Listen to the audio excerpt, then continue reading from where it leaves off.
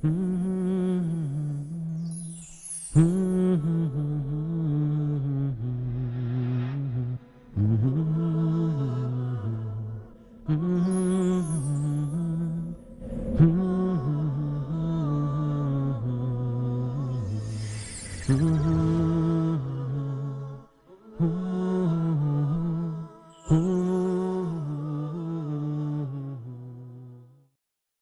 الله الرحمن الرحيم.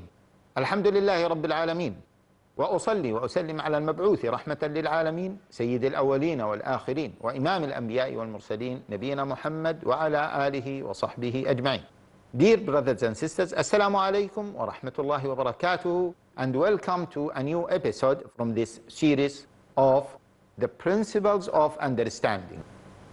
We said in the first episode that we are going to go through a process for understanding, or a process of understanding. In this process, we are going to describe the principles of understanding. So we are discussing in this series the principles of understanding and the methodology of deduction. In the previous episode, we spoke about the importance of this topic, the importance of having a methodological way in approaching al-Islam, a systematic way in approaching al-Islam or in understanding al-Islam. We went through different benefits of having that system. And of course, there are many other benefits, but because of time constraint, let us maybe stop at this point with regards to those benefits. Remember, brothers and sisters, I'm not going to go through this process in a very detailed and academic way.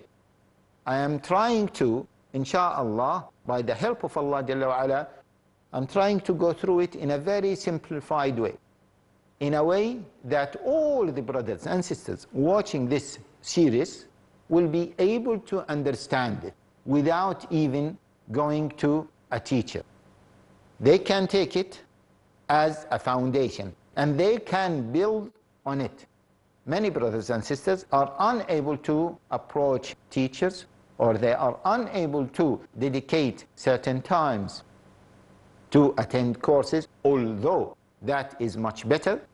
However, let us utilize this technology that Allah Jalla wa Ala has given us, which is TV, in order to benefit from it, and in order to benefit the things, or understand or study the things that we cannot study elsewhere.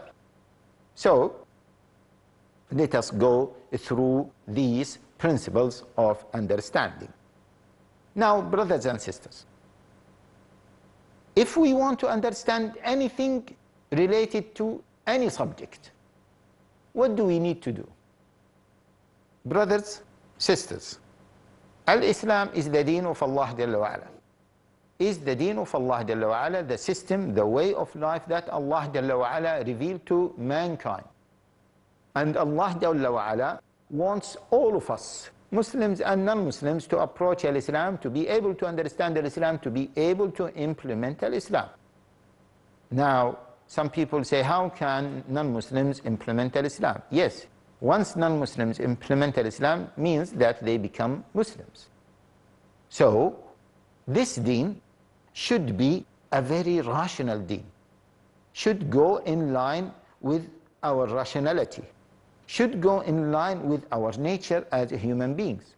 It should maybe have some restrictions about our understanding, about our rational argument. It might have some restrictions with regards to what we like, our desires, and this is something normal, because this life is a test.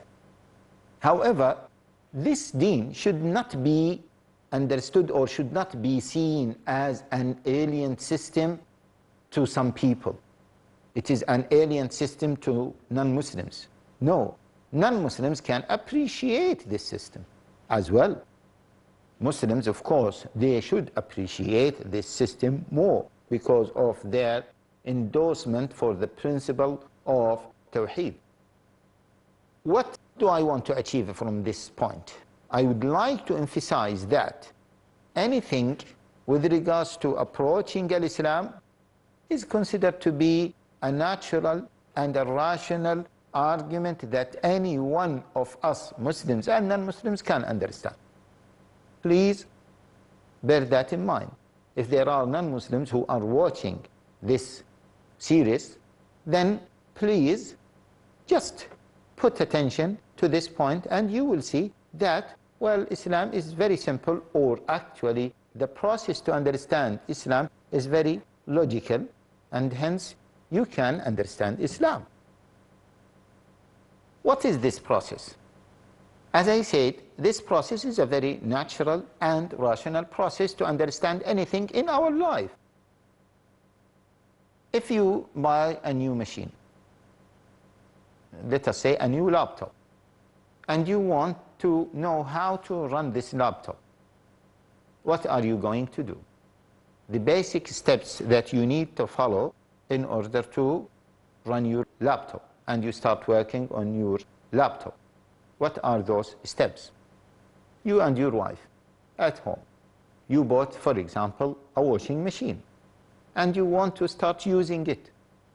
What are you going to do? What are the rational steps that you need to stick to or you need to understand in order to start working on this machine or using this machine? I'm sure every single one of us will say, and please, brothers and sisters, again, as I said, although this topic is a little bit academic topic, but it can be simplified in a way that all of us can understand it and can benefit from it. Don't think that if you have studied a little bit about Islam, that this topic will be so simple that you don't need it. On the other hand, don't think that this topic is so complicated and hence you don't need it because you will be unable to understand it. No. It should be a topic that can be understood by various types of people. As I said, you and your wife bought a washing machine. What are you going to do in order to know or to understand how to run this machine? Let us think about it for a while. If you are sitting with your wife, please do ask her, on your life, in your normal life, what are you going to do? I'm sure every one of us will come up with a different answer. However, if we collect all these answers, we can classify them into a process that is followed by all of us. We can classify the answers that have been provided by different or varieties of people can be classified into one process. I'm sure all of us will say something related to we need to see the manual of this machine. The manual of this machine. Why do we need to look at the manual of this machine? Yes, we need to look at the manual of this machine in order to see the instructions related to this machine. Okay, I am sure, because I have taught this course number of times to different people. Some people would like to say, when I ask this question, they say, well, maybe some sisters will say, we will ring, for example, other friend. And the other friend who bought a similar machine will be able to tell us how to use this machine. Fine, that is good. So you are referring to someone who will be acting as your manual. Is this true? Can you see the similarities?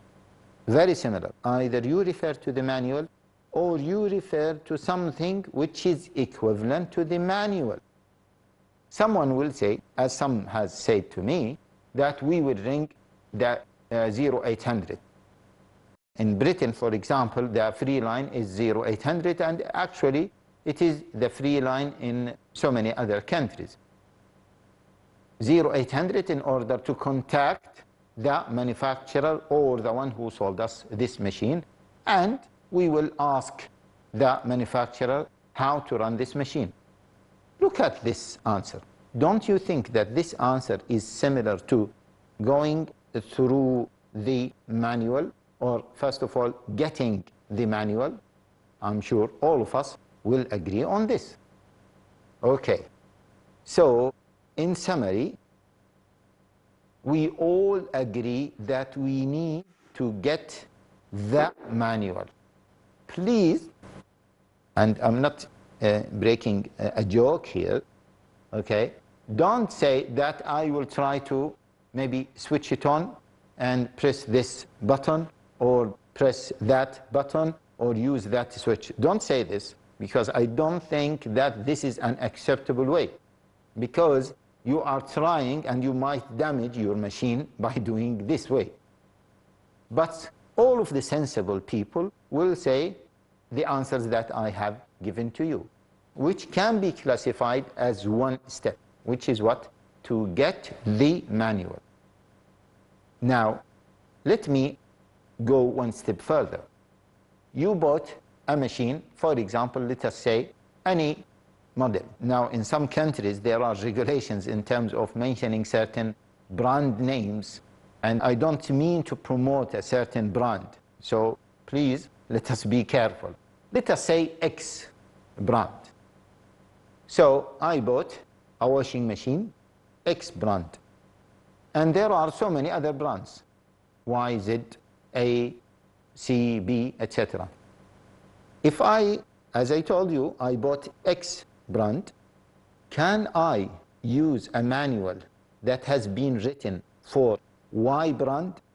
Of course, everyone will tell me, no, you cannot use that. That is not right. You cannot use a manual written for Toshiba machine to run machines made by Sony. I think all of us will accept that.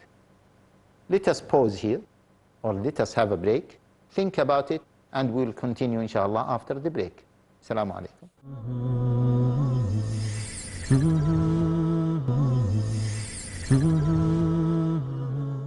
Assalamu alaikum wa rahmatullahi wa barakatuh, and welcome back.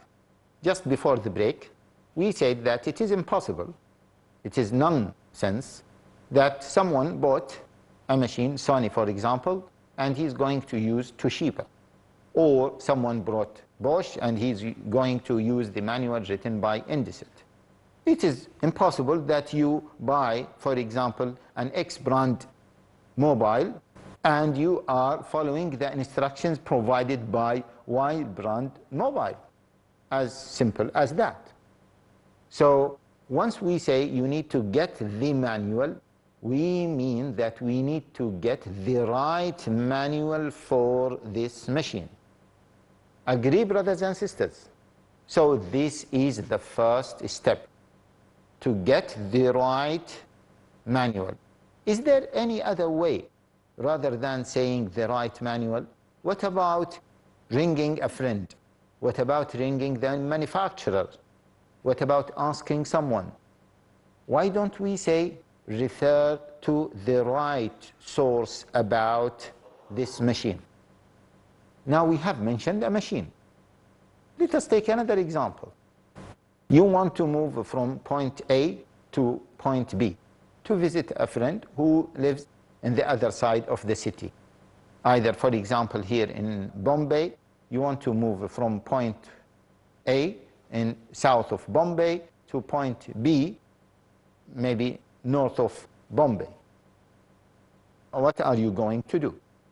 You might say that if you already know the direction, that is easy. But let us say that you don't know the direction. What are you going to do? You are going to say, I am going to ask someone about the best way to move from point A to point B. In London, for example, we are using navigators. Navigators guide us to move from point A to point B. In many other countries, they will say, we will use a map. And some people might say, I'll just start the journey, and once I am stuck, I will stop, pull over, and ask maybe a policeman, or I will ask someone who lives nearby. Can we classify all these steps to one step that is common between all of us? I think we can. What is that? Is to refer to a source of information regarding moving from point A to point B. Do you agree? Let us compare the example of running the washing machine with the example of moving from point A to point B. In both examples, the first step was to get a source of information. Not only to get a source of information, but to get the right source of information. Whatever you say, it can be classified under this classification or under this major step. Now, let us move to the second step. Brothers, sisters, I hope that you are writing. And this course have been developed into a study guide, and inshallah it will be published soon. But I hope that you can write in order to follow these steps in a systematic way. Okay, what is the second step? Let us go to the example of the washing machine. You got the manual. What are you going to do? You are going to read the manual. Is that true or not? You are going to ask someone and listen to him or listen to her. You are going to ring the 0800 and listen to them. What is the point of reading the manual? What is the point of listening to the instructions given by a friend or by the manufacturer? Let us take the example of moving from point A to point B. If you use a map, you will start looking at the map tentatively. If you are using a navigator, you are going to follow the direction carefully. Or if you decide just to start your journey and then ask someone, once you ask him or maybe her, you will listen to him or to her tentatively, carefully. What is the point of listening carefully? What is the point of reading carefully? You need to understand the instructions provided to you by that source. Agree, brothers and sisters, all of us. Do we agree on this? I am sure that all of us agree on this. We need to read in order to understand. The purpose behind reading, the purpose behind listening carefully is what? Is to understand correctly. Not to understand any kind of understanding, but to understand correctly. What does correctly mean? Correctly means to understand as the author wants you to understand, not as you want to understand. When you listen to instructions from someone about anything, you don't listen to him as you would like to understand these instructions, but you listen to him or to her as he or she wants you to understand. And we normally say those who, for example, make mistakes, they make mistakes because they haven't understood the instructions according to the intention of the one who has given the instructions. They actually have understood the instructions as they want to understand them, which means that you have to have the right understanding of the source. Brothers and sisters, does that make sense? Have you understood it? So the first step was to get the right source of information. The second step should be to understand that source correctly. Okay, is there any possibility that we don't understand this source correctly? Yes, of course. Let us say that you bought a machine manufactured by Germany and you don't speak German. Okay, so you got that machine and it is written in Germany. You can read it because it looks like English, however you won't be able to understand it. That is a very clear and maybe an extreme example. Okay, but if it is written in English and your understanding of English is not perfect, you might think that you have read it, you have understood it, but your understanding needs to be checked out. You need to make sure that you had the correct understanding, the right understanding. Okay, when you listen to someone, you need to make sure that you have listened to him tentatively, means you need to make sure that you understood him correctly. That's why if he looks at you and he sees your eyes moving around, he will say, did you understand me? Did you get what I'm trying to say? Why? Because it is not enough to get the source, but you need to have the correct understanding of the source. Okay? Now, I think all of us come up with a conclusion that we need to have the right understanding. Agree, brothers and sisters? So, the first step, to have the right source of information, and then the second step is to have the right understanding of that source. Okay, that's excellent. Let us move to the third step. Is there any step further? Yes, of course. I haven't started to run the machine. Remember the example of the washing machine. Yes, we had the right manual and we started to read it, and it is written in English. We understand English, so we are reading carefully in order to make sure that we understood it carefully. After we came to a conclusion that it is likely that we understood it carefully, we will now try. For example, the manual says, switch it on, wait for 5 seconds, and then put this button on, and wait for a few seconds, and then decide which program you would like to go for. And then you will start following these instructions and implement those instructions one by one. You will putting an effort in order to follow this understanding of this source carefully. Again, let me say that point again. You will try to follow, to implement what you understood from this right source. Don't say that I am following this source. No, I am following my understanding of this source. Okay? Now, I think it is the time to end this episode. But I would like to summarize what we have discussed. We said that the first step is to get the right source of information. The second step is to understand this right source correctly or rightly. And then we need to move to the third step, which is the implementation of what we understood from this source. We will discuss this third step in details, inshallah, in the coming episode.